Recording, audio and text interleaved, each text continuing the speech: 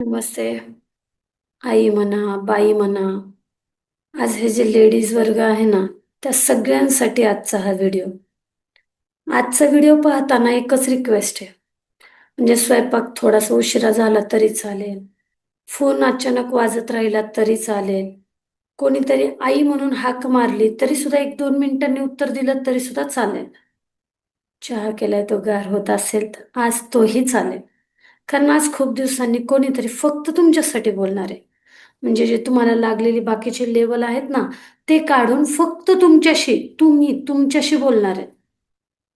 हे आई, बाई नक्की काय असतं, कशी असते, कशी वागते, बघा पटतंय का? पहिली सिच्युएशन, सकाळचे 6-6:30, सगळे अजून झोपलेले आहेत. आई स्वयंपाकघरामध्ये, चहा उकळतोय, डब्यांची सुरुवात केली जातीये. मुलाची बाटली, मुलाच्या शाळेची तयारी, नवऱ्याचा डब्बा याची तयारी सुरुवात केली. चहा तयार झाला. कपामध्ये चहा ओतला. पण मुलगा उठला आणि आवाज दिला, आई. तिने तो चहा बाजूला ठेवला. मुलाकडे गेली. उठ बाळा. त्याला ब्रश करायला दिलं. रिटर्न आली, बघते तर काय, चहा थंड झालेला आहे. ती तो तसाच घेते. कारण तो परत गरम करायला तिला इच्छा पण नसते आणि वेळ पण नसतो. गोष्ट दुसरी, एका दुकानामध्ये एक मस्त सुंदर अशी साडी दिसते. आवडते तिला म्हणून ती आतमध्ये जाते, पाहते, हातात घेते, किंमत विचारते. आरशात बघते, स्वतःच्या खांद्यावर ठेवून स्वतःला निहाळते, हसते आणि पुन्हा ठेवून देते. दुकानदार विचारतो, काय झालं ताई? ती हसून म्हणते, या महिन्यात नको, नंतर बघते. मुलाच्या क्लासची फी भरायची आहे. साडी तिथंच राहते आणि तिची एक छोटीशी इच्छा पण पुन्हा एकदा स्वतःच्याच मनात दबून जाते. तिसरी गोष्ट,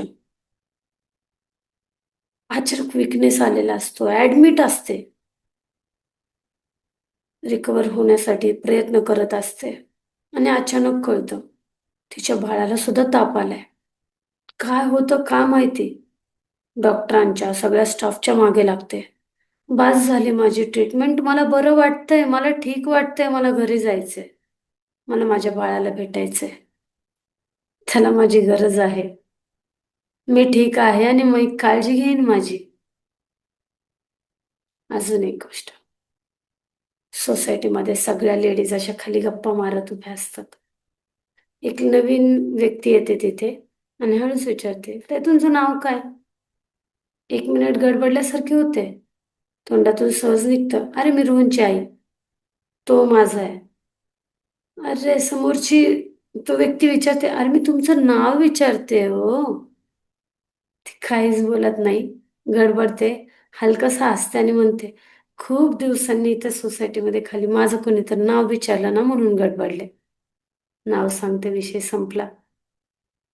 हे वाक्य खूप छोटं आहे, पण कितीतरी आईंचं, कितीतरी बाईंचं संपूर्ण आयुष्य त्यात दडलेलं आहे. ह्या वेगवेगळ्या स्टोरीज वेगळ्या नाहीयेत. ह्या प्रत्येक लेडीजच्या रोजच्या आयुष्याचा भाग आहेत. कधीपासून सुरुवात होतं, लहानपणापासून कधीपर्यंत म्हातारपणापर्यंत. यातली एखादी गोष्ट तुमच्या आयुष्यातही घडलेली असणार आहे. तर याच्या पाठीमागची सायकोलॉजी आपण समजून घेऊया. एक लेडीज म्हणून आहे ना, एक आई, बाई तुम्ही जे आहात, तुमच्यात एक खूप सुंदर सवय असते, की तुम्ही दुसऱ्यांच्या आनंदामध्ये स्वतःचा आनंद शोधता. मुलं असली की तू खुश, नवरा खुश तर तू खुश, घरात सगळं ठीक तर तू खुश. खूप सुंदर आहे हे, खूप छान आहे. हळूहळू आहे ना, याच्यामध्ये एक धोका तयार होतो. तुझा आनंद तू पूर्णपणे दुसऱ्यांवर अवलंबून राहायला लागते. एक दिवस तुला स्वतःलाच प्रश्न पडतो.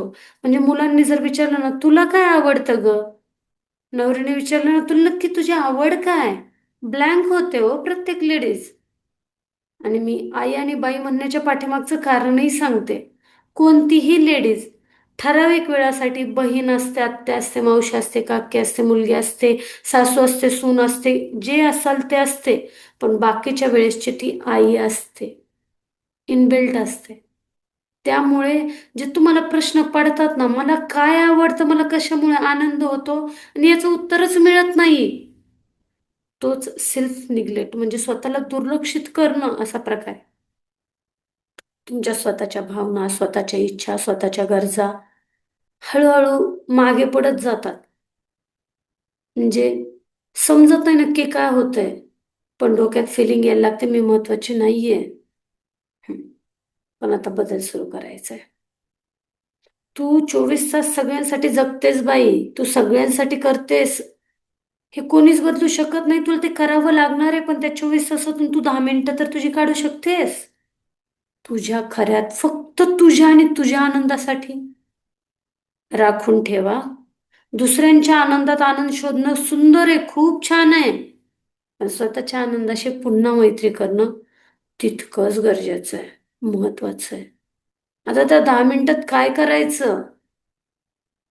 गरम गरम वाफाळता चहा पी. सावकाश. एकेका घोटाचा आनंद घेऊन.